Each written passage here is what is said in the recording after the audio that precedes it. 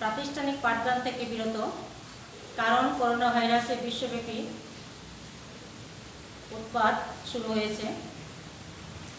তাই অনলাইনের সাহায্যে আমরা যতটুকু সম্ভব তোমাদের সঙ্গে যোগাযোগ রক্ষা করার চেষ্টা করছি। আশা করি সবাই ভালো আছো। সবার প্রতি রইল আমার শুভেচ্ছা।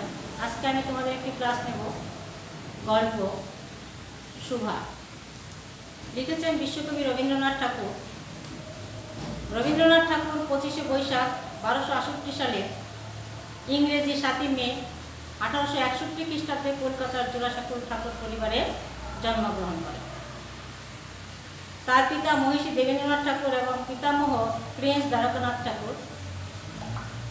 বিদ্যালয়ের আনুষ্ঠানিক শিক্ষা তিনি লাভ করেননি, কিন্তু সাহিত্যের বিভিন্ন ক্ষেত্রে তার পদচারণার এক বিস্ময়ের বিষয়। তিনি ছিলেন প্রকৃত অর্থে অসামান্য প্রতিভাধর ব্যক্তিত্ব। বাল্যকালে তার কবি প্রতিভার উন্মেষ ঘটে। মাত্র 15 বছর বয়সে তার বনফুল কাব্য প্রকাশিত হয়। তিনি 1913 খ্রিস্টাব্দে গীতাঞ্জলির কাব্যের জন্য এশীয়দের মধ্যে সাহিত্যে প্রথম নোবেল পুরস্কার লাভ করেন এবং বিশ্ব দরবারে গৌরবের আসনে অধিষ্ঠিত হন। তিনি একাধারে সাহিত্যিক, দার্শনিক, শিক্ষাবিদ, সুরকার, নাট্য প্রযোজক ও অভিনেতা ছিলেন। কাব্য, ছোটগল্প, উপন্যাস, নাটক, প্রবন্ধ, গান ইত্যাদি সাহিত্যের সকল শাখায় তাহার পদচারণা ছিল।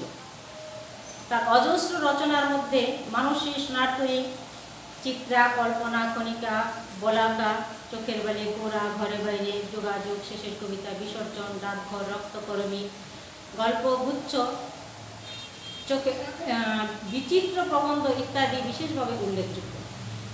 22শে শ্রাবণ 1348 সালে 7ই আগস্ট 1941 খ্রিস্টাব্দে কলকাতায় বিশ্বকবি রবীন্দ্রনাথ ঠাকুর শেষ নিঃশ্বাস ত্যাগ করেন। তারই লেখা এই শুভা গল্পটি। শুভা বাক প্রতিবন্ধী একটি বালিকা, তার জীবনচিত্র নিয়ে লেখা। এটি তিনি তার গল্পগুচ্ছ থেকে সংকলন করেছেন। মেয়েটির নাম যখন সুভাষিনী রাখা হয়েছিল, তখন কে জানিত যে এই মেয়েটি বোবা হইবে। তাহার দুইটি বড় বোনকে সুকেশিনী ও সুহাসিনী নাম দেওয়া হয়েছিল। তারই মীরের অনুরোধে তাহার বাপ ছোট মেয়ের নাম রাখেন সুভাষিনী। এখন সকলে তাহাকে সংক্ষেপে শুভা বলে ডাকে। দস্তুর মতো অনুসন্ধান ও অর্থ ব্যয়ে বড় দুইটি মেয়ের বিবাহ হয়েছে। এখন ছোটটি পিতামাতার নীরব হৃদয় ভারের মতো বিরাজ করিতেছে। এখানে কেন নীরব হৃদয় ভার বলা হয়েছে?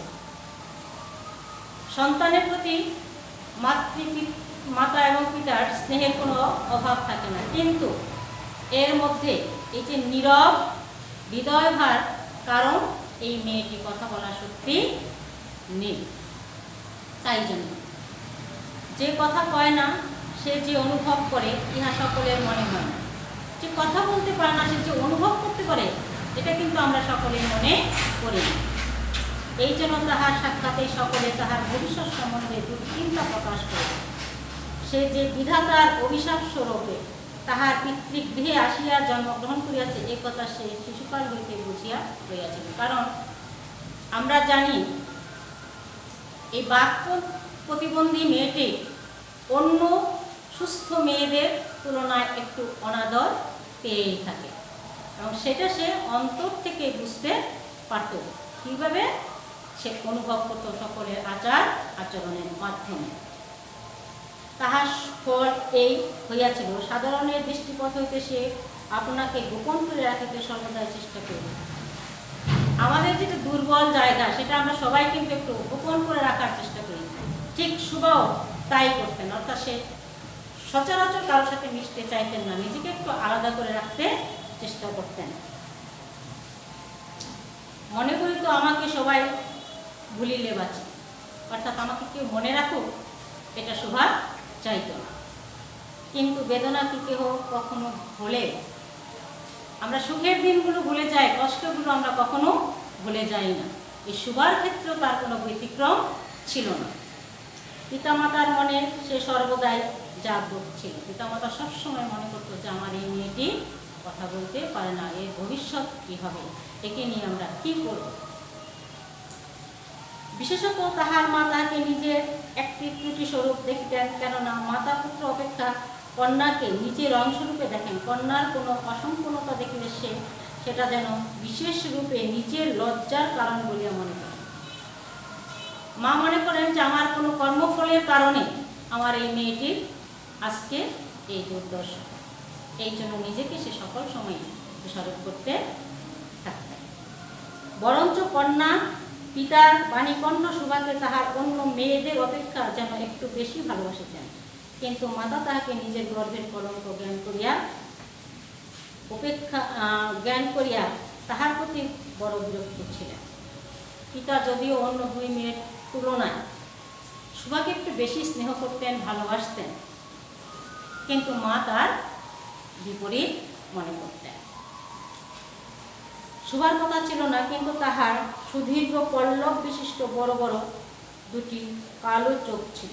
পল্লব চোখের পাতা বিশিষ্ট দুটি বড় বড় কালো চোখ ছিল। এই চোখ যেন মানুষের মন কেড়ে নিত এবং তাহার ওষ্ঠধর ভাবে আভাস মাত্র কচি কিশলয়ের মতো কাটিয়া উঠিত।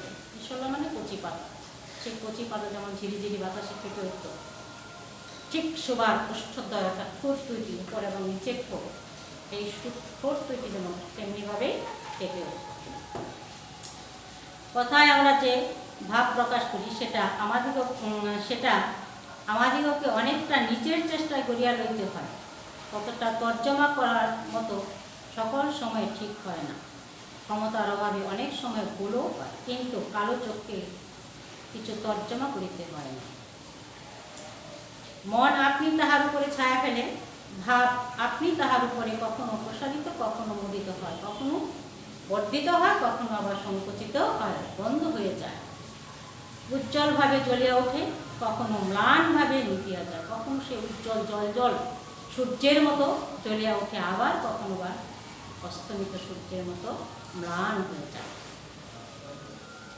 কখনো অস্তমান চন্দ্রের মতো অনিমেষভাবে চাহিয়া থাকে, কখনো দ্রুত চঞ্চল বিদ্যুতের মতো দিক দিকে ঠেকে ওঠে। এমনি একটি ভাব ছিল সুভার চোখে, কারণ সে কথা বলতে পারত না। সমস্ত কিছু যেন তার চোখ এবং ঠোঁটের মাধ্যমে জনগণকে বোঝাতে চেষ্টা করত।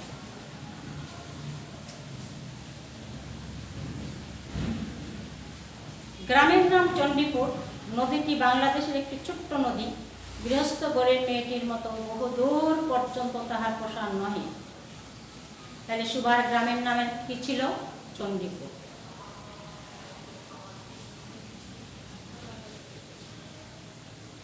দুই ধারে গ্রামে সকলেই সঙ্গে তাহার যেন একটা না একটা সম্পর্ক আছে। কার? ওই নদীটি।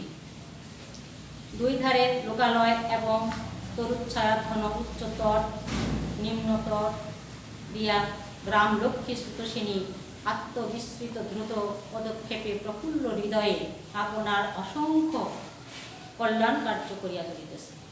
অর্থাৎ নদীর দুই তীরের মানুষ, প্রকৃতি এই নদীর জলে উপকৃত হচ্ছে।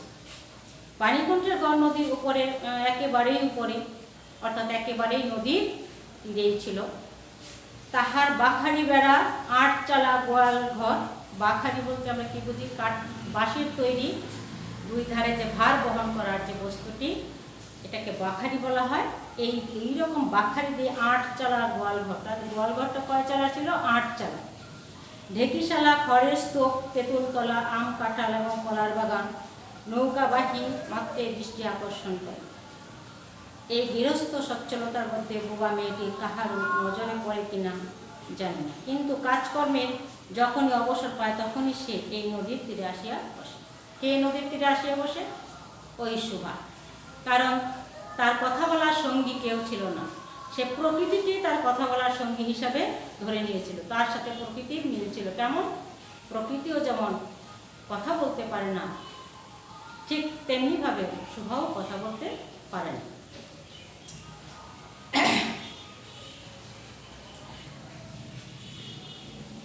এবং প্রকৃতি পূরণ করিয়া দেয়, যেন তাহার হইয়া কথা কয়।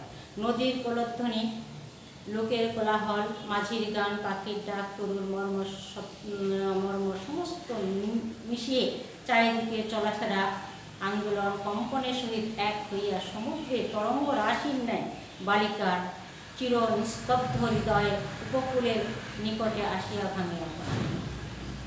প্রকৃতির এই বিবিধ শব্দ এবং বিচিত্র গতি ইহাও বোবার ভাষা, বড় বড় চক্ষু পল্লব বিশিষ্ট শোভার যে ভাষা, তাহারই একটা বিশ্বব্যাপী বিস্তার। ঝিল্লির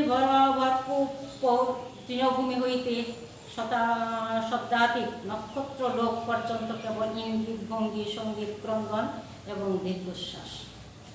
কারণ সে কথা বলতে পারে না, তার সেই অঙ্গভঙ্গি, দীর্ঘশ্বাসই তার সমস্ত ব্যথা বেদনার আনন্দর প্রকাশ।